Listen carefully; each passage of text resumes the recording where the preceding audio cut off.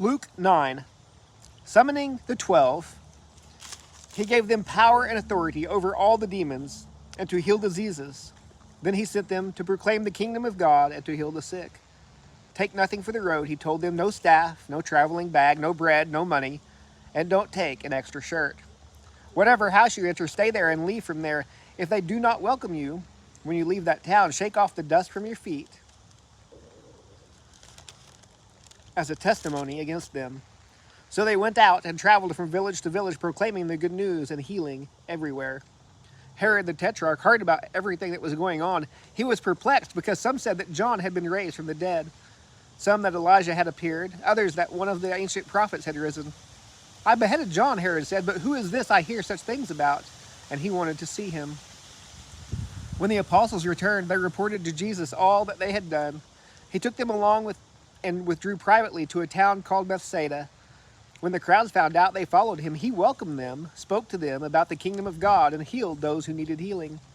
Late in the day, the 12 approached and said to him, "Send the crowd away so that they can go into the surrounding villages and countryside to find food and lodging, because we are in a deserted place here."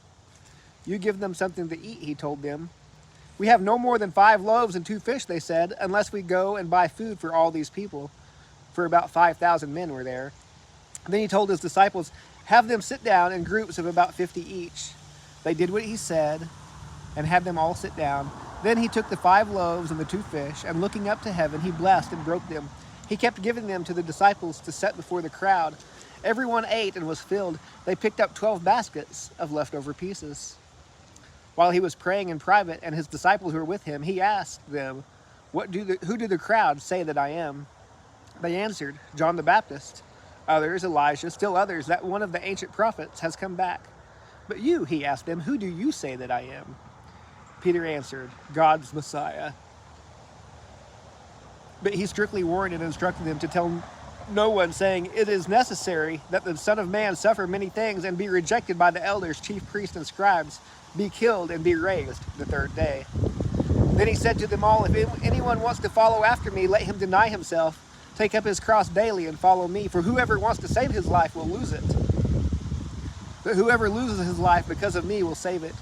For what does it benefit someone if he gains the whole world and yet loses or forfeits himself? For whoever is ashamed of me and my words, the Son of Man will be ashamed of him when he comes in glory, and that of the Father and the holy angels. Truly I tell you, there are some standing here who will not taste death until they see the kingdom of God." About 8 days after this conversation, he took along Peter, John, and James and went up on the mountain to pray. As he was praying, the appearance of his face changed, and his clothes became dazzling white. Suddenly, 2 men were talking to him, Moses and Elijah. They appeared in glory and were speaking of his departure, which he was about to accomplish in Jerusalem. Peter and those with him were in a deep sleep, and when they became fully awake, they saw this glory and the 2 men who were standing with him. As the 2 men were departing from him, Peter said to Jesus, "Master, it's good for us to be here. Let us set up 3 shelters, one for you, one for Moses, and one for Elijah," not knowing what he was saying. While he was saying this, a cloud appeared and overshadowed them. They became afraid as they entered the cloud. Then a voice came from the cloud saying, "This is my son, the chosen one. Listen to him." After the voice had spoken, Jesus was found alone. They kept silent and at that time told no one what they had seen. The next day, when they came down from the mountain, a large crowd met him. Just then, a man from the crowd cried out, "Teacher, I beg you to look at my son, because he's my only child. A spirit seized him. Suddenly he shrieks, and it throws him into convulsions until he foams at the mouth, severely bruising him. It scarcely ever leaves him. I begged your disciples to drive it out, but they couldn't." Jesus replied, "You unbelieving and perverse generation, how long will I be with you and put up with you? Bring your son here." As the boy was still approaching, the demon knocked him down and threw him into severe convulsions. But Jesus rebuked the unclean spirit, healed the boy, and gave him back to his father. And they were all astonished at the greatness of God.